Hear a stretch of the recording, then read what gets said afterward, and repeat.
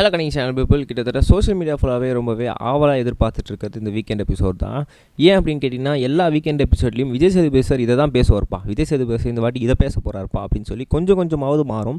But இந்த வாட்டி என்ன தான் பேச போகிறாரு அப்படின்னு சொல்லி மக்கள் யாருக்குமே தெரியல வரல. பட் ஆனால் வந்து ஒரு சில விஷயங்கள் மட்டும் இப்போ கன்ஃபார்ம் ஆகிருக்கு அப்படின்னு தான் சொல்லணும். ஸோ அது என்ன அப்படின்னு சொல்லி அவங்க ஷேர் பண்ணிக்கிறாங்க. முதல் மேட்ரு என்ன அப்படின்னு பார்த்தீங்கன்னா, எல்லா வாட்டியுமே ஃபீஸ் டாஸ்க்கை பொறுத்த வரைக்கும் எப்பயுமே வந்து நார்மல் டிஸ்கஷன் தான் இருக்க போகுது. ஸோ அப்படி இருக்கும்போது ஒரே ஒருத்தருக்கு மட்டும் ரோஸ்ட் இருக்க போகுது அப்படின்ற மாதிரியும் சொல்லியிருக்காங்க.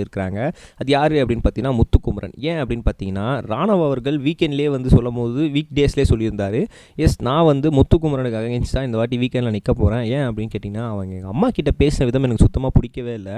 அது மட்டும் இல்லாமல் எங்கள் அம்மாவோட வளர்ப்பை பற்றிலாம் அவன் தப்பாக பேசிட்டான். அது சுத்தமாக தவறான விஷயம் தானே. ஸோ கண்டிப்பாக வந்து நான் வீக்கெண்டில் வந்து இதுக்கான நியாயம் கேட்க போகிறேன் அப்படின்னு சொல்லி நம்ம ராணவ் அவர்கள் குவாரி எழுப்பியிருக்காரு. ஸோ அதுக்கேற்ற மாதிரியே இப்போது வீக்கெண்ட் எபிசோடில் பாதி எபிசோட் கிட்டத்தட்ட வந்து ஷூட் பண்ணி முடிச்சிட்டாங்க.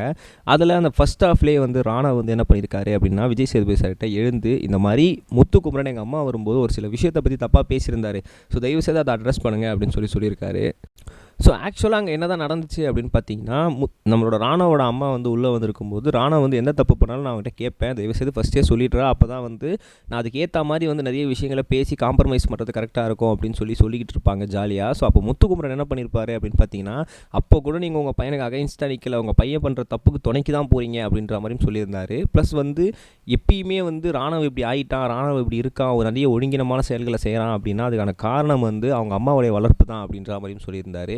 ஸோ அப்படி இருக்கும்போது இதை வந்து ஒரு வளர்ப்பை வந்து சுட்டி காமிச்சு தப்பாக பேசுகிற மாதிரியான முன்னோட்டத்தில் தான் இருக்குது. அது மட்டும் இல்லாமல் இது முத்துக்குமரன் சொன்னதுக்கப்புறம் எல்லாரும் அக்ரி பண்ணதுனால அதை நிறைய பேர் சொல்ல ஆரம்பிச்சிட்டாங்க. ஸோ அது ராணவுக்கு ரொம்பவே ஹர்ட்டிங்காக இருந்திருக்கும். ராணவ் என்ன சொல்கிறாரு அப்படின்னா, எனக்கு எவ்வளோ ஹர்ட்டிங்காக இருக்கும்போது என்னை வளர்த்த எங்கள் அம்மாவுக்கு எவ்வளோ ஹர்ட்டிங்காக இருக்கும். ஸோ கண்டிப்பாக அதை நான் நார்மலாக விட போகிறதில்ல, அதனால் வந்து நான் வந்து இதை குவாரியாக எழுப்ப போகிறேன் அப்படின்னு சொல்லியிருந்தார். அதுக்கேற்ற மாதிரி எழுப்பியிருந்தார்.